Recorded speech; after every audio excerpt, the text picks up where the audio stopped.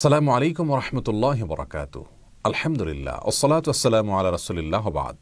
সুপ্রিয় দর্শক, আমরা অনেকেই ছোটবেলায় মক্তবে পড়েছি যে প্রত্যেক মুসলিমকে 4 কালেমা শিখতে হবে, জানতে হবে, মুখস্থ করতে হবে।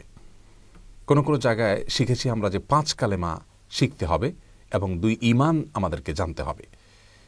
তা না হলে আমরা কেউ প্রকৃত মুসলিম হতে পারবো না বা ঈমানদার হতে পারবো না। বাগদাদি কায়দা এবং বিভিন্ন রকমের দোয়ার বই, দোয়ার ভান্ডার, এরকম বিভিন্ন বই পুস্তকে এ ধরনের 4 কালেমা 5 কালেমার বিবরণ পাওয়া যায়, 2 ঈমানের বিবরণ পাওয়া যায়। কোরআন এবং হাদিসে আসলেই কি একজন মুসলিমকে এই 4 বা 5 কালেমা পাঠ করা, এই বাক্যগুলো উচ্চারণ করাকে আবশ্যক করা হয়েছে কিনা? এরকম বিষয় কিনা যে কোনো মুসলিম এই 5 কালেমা মুখে উচ্চারণ না করলে তিনি আর মুসলিম হতেই পারবেন না?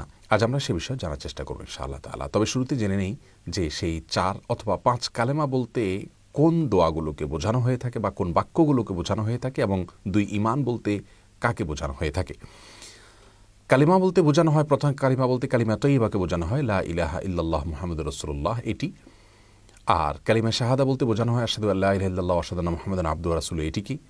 এরপরে কালিমায়ে তাওহীদ বলতে আরেকটি কালিমাকে বোঝানো হয়ে থাকে, যেটির ভাষ্য হলো এরকম, লা ইলাহা ইল্লা আনত ওয়াহদাকা লা সানিয়া লাক মুহাম্মাদুর রাসূলুল্লাহ ইমামুল মুত্তাকিন রাসূলুর রাব্বিল আলামিন। আর কালিমায়ে তামজিদ বলতে আরেকটি কালিমার কথা বলা হয়ে থাকে, যার ভাষ্য হলো এরকম, লা ইলাহা ইল্লা আনত নূরান ইয়াহদিল্লাহু লিনূরিহি মান ইয়াশা মুহাম্মাদুর রাসূলুল্লাহ ইমামুল মুরসালিন খাতামুন নবিয়্যিন। তেমনিভাবে আরেকটা কালিমা, কালিমায়ে রদ্দে কুফর বা কুফরকে প্রত্যাখ্যান মূলক কালিমা, কালিমায়ে রদ্দ কুফর হিসাবে যে বাক্যগুলোর কথা বলা হয়ে থাকে সেগুলো মূলত একটি দোয়া, আল্লাহুম্মা ইন্নী আউযু বিকা আন উশরিকা বিকা ওয়া আনা আ'লাম ওয়া আস্তাগফিরুকা লিমা লা আ'লাম, যেটি হাদিসে বর্ণিত হয়েছে।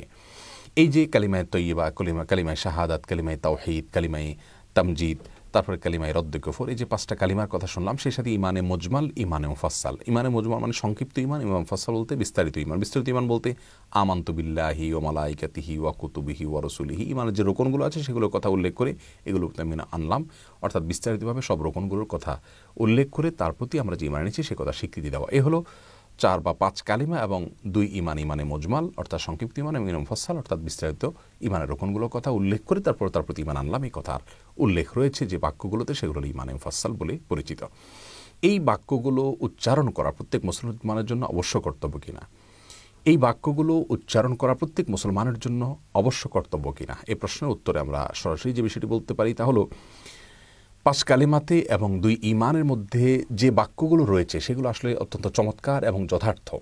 এই বাক্যগুলোর প্রতি বিশ্বাস, এগুলোর প্রতি আমাদের ধারণা থাকতে হবে, তা নাহলে আমরা ঈমানদার হতে পারবো না। কিন্তু এই বাক্যগুলো মুখে আমাদেরকে এইভাবে, এই সিস্টেমে কালিমা তয়্যিবা হিসাবে, কালিমা শাহাদা হিসাবে, তামজিদ, তাওহীদ, রদ্দে কুফর এবং ইমানে মুজমাল মুফাসসাল এরকম ভাগ করে আলাদা আলাদা করে এগুলোকে পাঠ করতে হবে, এমনটি অবশ্য কর্তব্য নয়। কোরআন হাদিসে কোথাও এরকম কোনো নাম এবং এভাবে ভাগ করে দেয়া হয়নি। 5 কালেমা 4 কালেমাকে আলাদা ভাগ করে দেওয়া হয়নি, যার কারণে এটিকে আমরা অবশ্য কর্তব্য মনে করব না। তবে হ্যাঁ, একজন ঈমানদার ব্যক্তি যিনি আল্লাহর প্রতি বিশ্বাস স্থাপন করেছেন, ঈমান এর পরিচয়, ঈমানের সংজ্ঞা, ঈমানের ব্যাখ্যা বিশ্লেষণ যেটি জানা তার জন্য অবশ্য কর্তব্য, সেটি জানলে এই 5 কালিমা এবং 2 ঈমানের সবগুলোই কিন্তু তার মধ্যে চলে আসবে, আলাদা করে এরকম ক্যাটাগরি ভাগ করতে হবে না। অতএব আমরা ঈমান বলতে কি বোঝানো হয়, ঈমান এর ব্যাখ্যা কি, লা ইলাহা ইল্লাল্লাহ এই কালিমাতুত তাওহীদের দাবি কি, এবং কালিমাতুর রিসালা মুহাম্মদুর রাসূলুল্লাহ রাসূল করিম সাল্লাল্লাহু আলাইহি ওয়াসাল্লামকে যেখানে রাসূল হিসেবে স্বীকৃতি দেওয়ার কথা রয়েছে সে বাক্যের দাবি কি, এগুলোর ব্যাখ্যা বিশ্লেষণ যখন আমরা জানবো, ঈমানের রোকন কয়টা সেগুলো যখন জানবো, ঈমান সম্পর্কিত ইলম আমাদের বেসিক এবং মৌলিক ইলম যদি অর্জন হয়ে যায়, তাহলে এই কালিমা, এই ঈমান সবগুলোই কিন্তু অটোমেটিকলি চলে আসবে। আলাদা করে যদি আমরা মনে করি যে এগুলো মুখে পাঠ করতে হবে, না হলে ঈমানদার হবে না কেউ, তাহলে সেটি ভুল হবে, কারণ এমনটি কোরআন হাদিসে কোথাও নেই। তাহলে সার কথা হলো, খোলাসা কথা হলো যে এই তথাকথিত 4 বা 5 কালিমা এবং 2 ঈমান বলতে যা বোঝানো হয় বা যে কথাগুলো বলা হয় সে কথাগুলো ভালো এবং সেগুলোর প্রতি বিশ্বাস অবশ্যই থাকতে হবে, কিন্তু এরকম আলাদা ভাগ করে পাঠ করে সেগুলো মুখে পাঠ করতে হবে বা মুখস্থ করতে হবে এমন নয়, বরং সেগুলোর প্রতি, সেগুলোর মর্মের প্রতি আমাদের বিশ্বাস থাকতে হবে, আস্থা থাকতে হবে, সেগুলোর প্রতি ঈমান থাকতে হবে। এ হলো মূল বিষয়। তাহলে ইনশাআল্লাহ আমরা ঈমানদার হতে পারবো।